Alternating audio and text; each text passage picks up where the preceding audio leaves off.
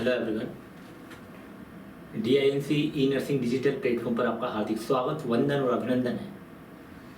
सो बच्चों, हर बार की तरह वापस मैं आपके लिए MPNHM Madhya Pradesh national health mission ने जो आपके लिए भी वैकेंसी निकाली है लेटेस्ट में, उसी के लिए बहुत इंपॉर्टेंट कंटेंट, बहुत दबंग कंटेंट, दबंग MCQs, दबंग क्लास लेकर आया हूँ।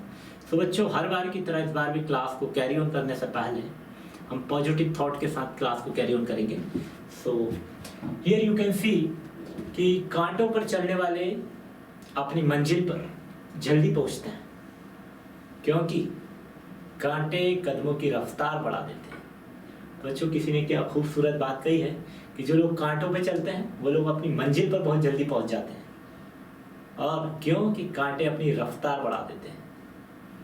आप कांटों पर चलेंगे तो आपको दर्द होगा, तो आप तेज चलेंगे। जब तेज चलेंगे तो बच्चों क्या होगा? मंजिल पर पहुंच जाएंगे। बहुत सारे मेरे ऐसे फ्यूचर नर्सिंग ऑफिसर हैं, मेरे ऐसे फ्यूचर नर्सेस हैं कि सबको प्रॉब्लम है। किसी को फैमिली प्रॉब्लम, किसी का इकोनॉमिक स्टेटस अच्छा नहीं, किसी का क्या है क्या नहीं है। जब वो ठान लेती है यहाँ उसको किसी भी हाल में नर्सिंग ऑफिसर बनना है, उसके सराउंडिंग एरिया, उसके आगे पीछे सब दूर कांटे हैं, और उस कांटों पर जब वो चलती है तो वो रफ्तार बढ़ा देते हैं कांटे, और एक दिन वो अपने डेस्टिनेशन पर पहुंच जाती है, अपने गोल पर पहुंच जाती है। तो बच्चों, इसी पॉजिटिव थॉट के साथ, इसी पॉजिटिव वाइब के साथ हम क्लास को कैरी ऑन करते हैं। So here you can C first question, ICDS means. बच्चों, यहाँ पर पूछा है ICDS का फुल फॉर्म कि ICDS क्या है। तो बच्चों, यदि मैं ICDS बताइए क्या है, ये ICDS की अगर बात करूं बच्चों, तो मैं आपका कॉन्सेप्ट क्लियर कर दूं कि पहली चीज तो ये चाइल्ड के लिए है। दूसरी चीज, अगर यदि इसको लॉन्च करने की बात करें, कभी कभी यहाँ पर क्वेश्चन पूछा जाता है कि ये कब लॉन्च होता है, तो ये सब मैं बताऊंगा। लेकिन पहले आप मुझे बताइए, what is the means of ICDS। क्या बच्चों इंटरनेशनल चाइल्ड डेवलपमेंट स्कीम होगा? क्या बच्चों इंडियन चाइल्ड डेवलपमेंट स्कीम होगा? या फिर बच्चों इंटीग्रेटेड चाइल्ड डेवलपमेंट स्कीम होगा? या फिर इनिशिएटेड चाइल्ड डेवलपमेंट स्कीम होगा? या फिर बच्चों सॉरी, आपके पास आंसर ही आ गया है, ठीक है। तो बच्चों, जो आपका आंसर है ICDS का मीनिंग की अगर बात करें तो बच्चों वो होता है इंटीग्रेटेड चाइल्ड डेवलपमेंट स्कीम। मतलब एक ऐसी स्कीम जो चाइल्ड के डेवलपमेंट के लिए है। और कभी कभी ये भी पूछा जाता है ICDS लॉन्च्ड, कब लॉन्च किया? तो बच्चों मैं आपको बता दूं 1975 में इसको लॉन्च किया गया है। ओके, तो 1975 में इसको लॉन्च किया गया है। और यदि आपसे पूछे 1975 में कब लॉन्च किया है, तो मैं आपको बता दूं जब गांधी जी का बर्थडे आता है तब इसको लॉन्च किया गया है। ओके, तो यहाँ पे बच्चों 2 अक्टूबर को इसको लॉन्च किया गया है। ICDS का मीनिंग जो होगा बच्चों, इंटीग्रेटेड चाइल्ड डेवलपमेंट स्कीम होगा, ठीक है। तो यहाँ पे आपको कभी कंफ्यूज नहीं होना, बहुत इंपॉर्टेंट MCQ है, अल्टीमेटली एग्जाम में अपनी प्रेजेंस शो करता ही है, ठीक है। तो नेक्स्ट क्वेश्चन की अगर बात करें बच्चों, तो यहाँ पर पूछा है rate of drug absorption is greatest in the, मतलब आप यदि कोई भी मेडिसिन ले रहे हैं, कोई भी पिल्स ले रहे हैं, कोई भी ड्रग आप इनटेक कर रहे हैं फूड से, माउथ से सॉरी, दैट कंडीशन में आपका सबसे ज्यादा एब्जॉर्प्शन जो ड्रग का होगा बच्चों कहाँ पर होगा? बताइए मुझे। क्या बच्चों वो आपके लार्ज इंटेस्टाइन में होगा, या क्या बच्चों आपका स्टमक में होगा, या फिर बच्चों गॉल ब्लैडर में होगा, या फिर आपका स्मॉल इंटेस्टाइन में होगा? बताइए which one is the correct answer? बताइए बच्चों, A, B, C and D, which one is the correct? यहाँ पर पूछा है कि बच्चों जो ड्रग है आपका, जो ड्रग का सबसे ज्यादा एब्जॉर्प्शन कहाँ पर होगा? बताइए।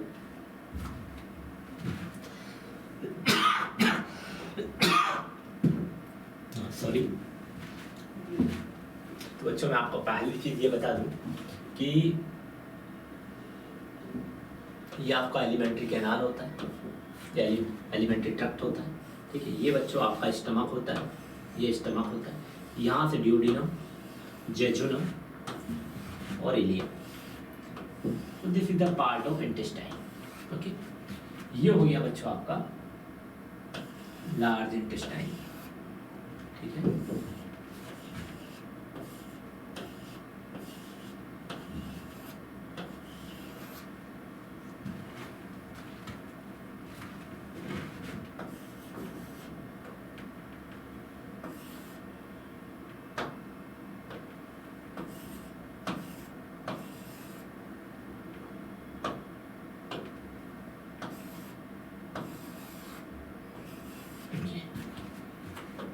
बच्चों अब आप मुझे बताइए कि यहाँ पर पूछा है ड्रग का एब्जॉर्प्शन सबसे ज़्यादा कहाँ होता है।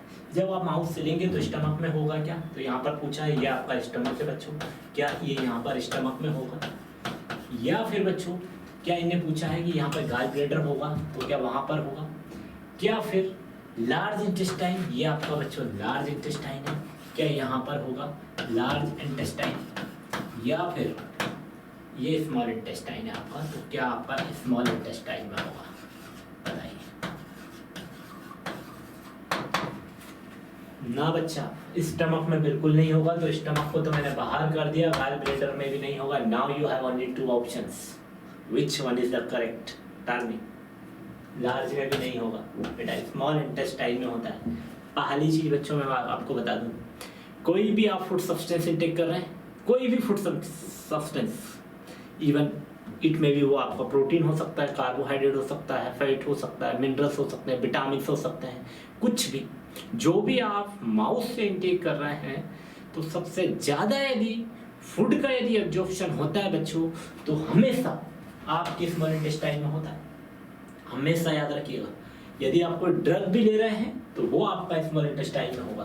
तो यहाँ पर यदि फूड की बात करें या फिर कोई भी ड्रग्स की बात करें, ठीक है, तो इन सबका जो मैक्सिमम, यदि हम बात करें बच्चों मैक्सिमम की, तो मैक्सिमम जो एब्जॉर्प्शन है वो कहाँ पर होगा, तो वो आपका स्मॉल इंटेस्टाइन में होगा, कभी भूलिएगा नहीं। अब do you understand everyone?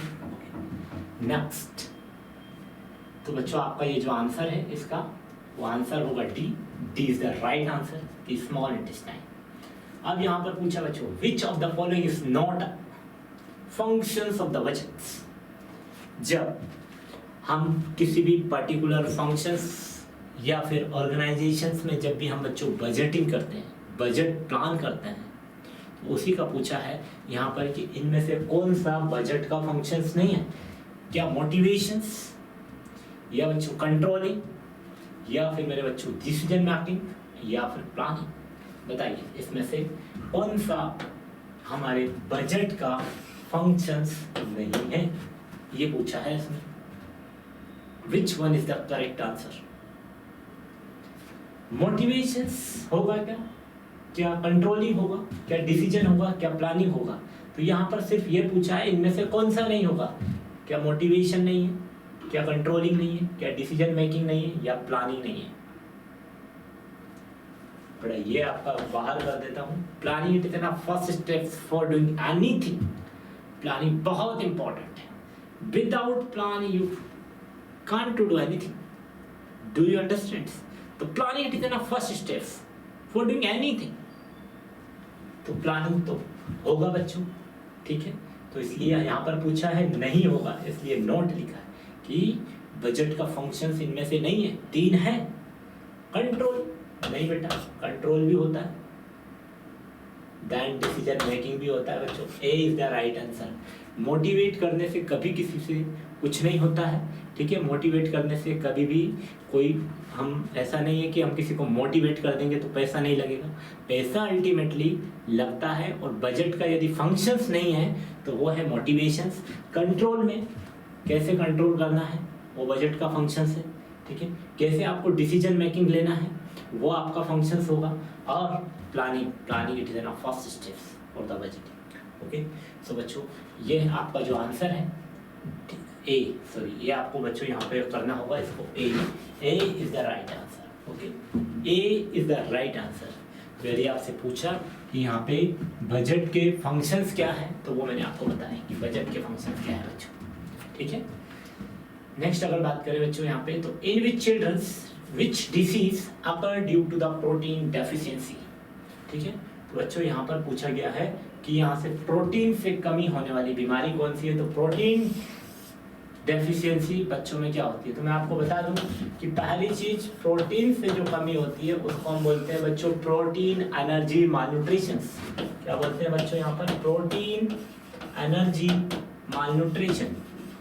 Protein energy malnutrition, protein energy malnutrition, ठीक है। अब ये प्रोटीन एनर्जी मालन्यूट्रिशन, इसमें यही पूछा है कि in which disease occur due to the protein deficiency. जब प्रोटीन डेफिशिएंसी होगी तो प्रोटीन एनर्जी मालन्यूट्रिशन होगा। जब प्रोटीन एनर्जी मालन्यूट्रिशन में क्या क्या आता है वो मैं बताऊंगा। ये अभी ऑप्शंस बताइए आप, क्या मरासमस होगा बच्चों, क्या बच्चों क्वासियोरकर होगा, क्या उसमें बेरी होगा, या फिर स्कर्वी होगा। बताइए which one is the correct answer, बताइए बच्चों विच one is the correct, which one is the correct. ये हमने बोला प्रोटीन डेफिशिएंसी, मैंने आपको बताया प्रोटीन डेफिशिएंसी को हम बोलते हैं प्रोटीन एनर्जी मालन्यूट्रिशन। जब प्रोटीन एनर्जी मालन्यूट्रिशन होगा तो तब क्या होगा, प्रोटीन एनर्जी मालन्यूट्रिशन कब होगा बच्चों, जब प्रोटीन की आपकी बॉडी के अंदर कमी हो जाएगी। जब प्रोटीन की कमी हो जाएगी तो आपको कौन सी बीमारी हो जाएगी, क्या मरासमस होगा, क्या क्वासियोरकर होगा, क्या बेरी होगा, या फिर आपका स्कर्वी होगा। बताइए बच्चों, यदि मैं स्कर्वी की बात करूं तो स्कर्वी होगा बच्चों यहाँ पर डिक्रीज्ड लेवल ऑफ स्कर्वी। तो जो आपका स्कर्वी है, या फिर सॉरी स्कर्वी नहीं, डिक्रीज्ड या फिर डेफिशिएंसी, यहाँ पर बच्चों लिख सकते हैं आप डेफिशिएंसी ऑफ विटामिन सी। जब विटामिन सी की कमी होगी तब हम स्कर्वी होगा। तो यहाँ पे स्कर्वी तो आपका बाहर होगा। स्कर्वी क्यों होता है, scurvy is due to the deficiency of the vitamin C. तो विटामिन सी की कमी से स्कर्वी होगा। अब बहुत सारे बच्चे बोल रहे हैं कि यहाँ पे मरासमस होगा, तो मैं बता दूं बच्चों मरासमस नहीं होगा। मरासमस की अगर बात करें बच्चों तो वो होगा आपका डेफिशिएंसी ऑफ कैलोरी। जब आपकी बॉडी के अंदर कैलोरी की कमी होगी दैट कंडीशंस में मरासमस होगा। समझ में आ रहा है ना मेरे बच्चों? ओके। अगर बात करें बच्चों बेरी की, तो बेरी की कमी से नहीं होगा। और बात करो क्वासियोरकर, तो क्वासियोरकर आपका राइट आंसर है। बेरी में बताऊंगा कि बेरी क्यों होता है, किसकी वजह से होगा, आगे हम पढ़ेंगे। तो आपका राइट आंसर क्या होगा बच्चों, क्वासियोरकर। यदि बेरी की बात करें तो बच्चों विटामिन B1 की डेफिशिएंसी से होता है बेरी, और विटामिन B1 का दूसरा नाम ही होता है बच्चों यहाँ पर थायमीन। जब बेरी किसकी वजह से होगा, यहाँ पर विटामिन B1 की कमी से या फिर थायमीन की कमी से। विटामिन B1 को ही हम बच्चों यहाँ पे कहते हैं थायमीन। जब विटामिन B1 का लेवल कम हो जाएगा या फिर बच्चों ये थायमीन का लेवल कम हो जाएगा तो क्या हो जाएगा आपको बेरी। और बेरी भी दो टाइप का होता है, एक होता है ड्राई बेरी और एक होता है बच्चों वेट बेरी। तो ड्राई बेरी किसको कॉज करेगा, तो हियर यू कैन सी कि beri there are two types. तो wet beri affect the heart, जो आपका हार्ट है उसको अफेक्ट करेगा, आपकी सर्कुलेटरी सिस्टम्स को अफेक्ट करेगा, कार्डियक सिस्टम्स को आपको अफेक्ट करेगा, and extreme task can cause the heart failure. Circulatory system, cardiac systems, इन सब में क्या करेगा बच्चों, इवन आपका जो हार्ट फेल हो जाता है, हार्ट फेलियर में भी जो हमारा वेट बेरी है वो अफेक्ट करता है। ठीक है, तो ये आपके हार्ट को अफेक्ट करेगा, साथ में हार्ट फेल हो सकता है। अगर बात करें सर्कुलेटरी सिस्टम्स, कार्डियक सिस्टम और इन एक्सट्रीम केसेस तो हार्ट फेल भी हो सकता है। Do you understand? अगर बात करें बच्चों ड्राई बेरी की, तो ड्राई बेरी सिर्फ Korsakoff syndrome associated with the Wernicke's encephalopathy, और ये क्या होगा बच्चों, कोर्साकॉफ सिंड्रोम। तो ये हमारा एक नर्वस सिस्टम से होने वाला एक कॉम्प्लिकेशंस है, तो उसको कॉज करता है हमारा ड्राई बेरी।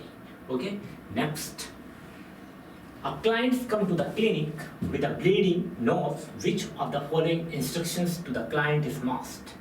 अब बच्चों यहाँ पर बोला गया है कि एक क्लाइंट यहाँ पर क्लिनिक में आता है और उसकी नोज से ब्लीड होता है। तो मैं आपको बता दूं कि a client comes to the clinic with bleeding nose. तो bleeding nose की बात करें बच्चों तो इसको एपिटैक्सिस भी बोला जाता है। एपिटैक्सिस is known as the nose bleed. Nose bleed को ही हम एपिटैक्सिस बोलते हैं। एक क्लाइंट्स है वो उसकी नोज से ब्लीड हो रहा है, नोज से ब्लीडिंग हो रही है, वो क्लिनिक जाता है तो सबसे पहले नर्स क्या करेगी, आप मुझे बताइए, क्या नर्स क्या इंस्ट्रक्शन देगी क्लाइंट को? क्या क्लाइंट को बोलेगी sit up with your head tilted forward, grasp the soft part of your nose, firmly fingers your right thumb और your thumb and the four fingers, क्या वो नर्स यहाँ पर ये बोलेगी हेड ट्रीट करने को बोलेगी, क्या उसके यहाँ पे ग्रास या सॉफ्ट पार्ट पर दोनों बंद करके ऐसा करने के लिए बोलेगी, ठीक है, या फिर ले डाउन या पेशेंट्स को ले डाउन के लिए बोलेगी, टिल योर हेड को बैकवर्ड करने के लिए बोलेगी, या फिर grass the end of your knows between the fingers, जो ग्राफ्स है और उसके जो हमारे जो end of your knows fingers जो उसके नोज के वो करेगी, या फिर sit up and lean backward, या वो उसको बैठने के लिए बोलेगी, लीन को बैकवर्ड करने के लिए बोलेगी, या फिर put the pressure back side से उसको प्रेशर पुट करेगी, है ना, ये on the side of your knows with your hands, तो क्या उसके नोज पर प्रेशर पुट करेगी, या फिर बच्चों lay down and till your head, उसको लेटने के लिए बोलेगी और साथ में उसका हेड होगा जो वन साइड करने के लिए बोलेगी, क्या क्या उसका हेड ऐसे वन साइड करने के लिए बोल देगी, या फिर पुट प्रेशर करेगी on the side of your nose. बताइए which one is the correct answer. बच्चों मैं बता दूं कि ये भी नहीं होगा, आप बहुत सारे बच्चे बोल रहे हैं कि कुछ का बी होगा, तो बोल रहे डी होगा, नहीं होगा। आप बताइए, now you have only two options B and C, which one is the correct options, Which one is the correct options? बताइए बच्चों। देखिए नोज से ब्लीड हो रही है तो क्या वो लेटने के लिए बोलेगी, लेटेगा तो और ब्लीडिंग होगी, क्या उसको साइड में यदि हेड कर दिया तो भी होगी, तो बच्चों आपका सी भी नहीं होगा, ए इज द राइट आंसर। जब भी पेशेंट्स आएगा उसको बैठने के लिए बोलेंगे, उसका हेड को टिल्ट करेंगे, जो भी आपकी फैमिली फिंगर से उसके सॉफ्ट पार्ट नोज के सॉफ्ट पार्ट को ऐसे रखेंगे और यहाँ पे ये पोजीशन देने के लिए बोलेंगे। Do you understand everyone? ये इंस्ट्रक्शंस आपको देना है, तो आपका आंसर होगा बच्चों A is the right answer. Sit up with your head tilted forwards and grasp the soft part of your nose firmly and between your thumb and the four fingers. Do you understand everyone? Okay. Next अगर बात करें बच्चे mania is characterized by psychiatric disorders, क्या इसका paranoid डिल्यूशंस हो, या क्या बच्चों हाई सेल्फ स्टीम होगा, या फिर लॉस ऑफ इंसाइट होगा, या फिर लॉस ऑफ ओरिएंटेशन होगा। बताइए which one is the correct answer.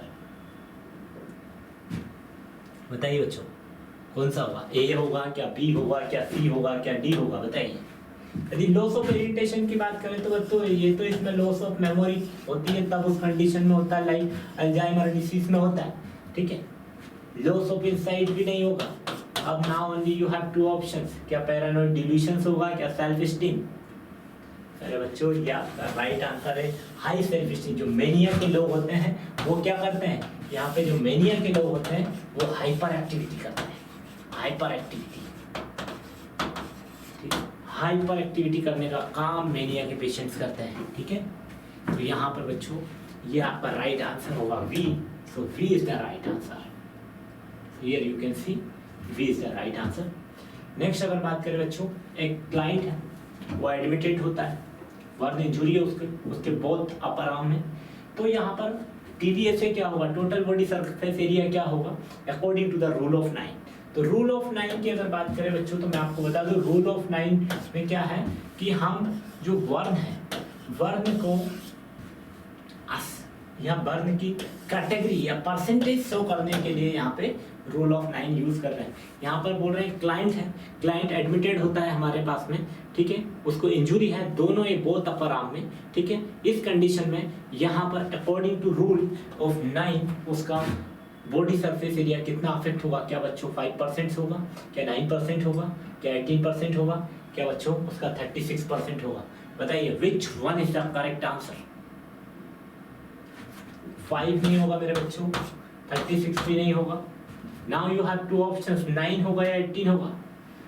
तो बच्चों मैं आपको क्लियर कर दूं कि ये तो आपका ये है। अब यहाँ पर बोला है कि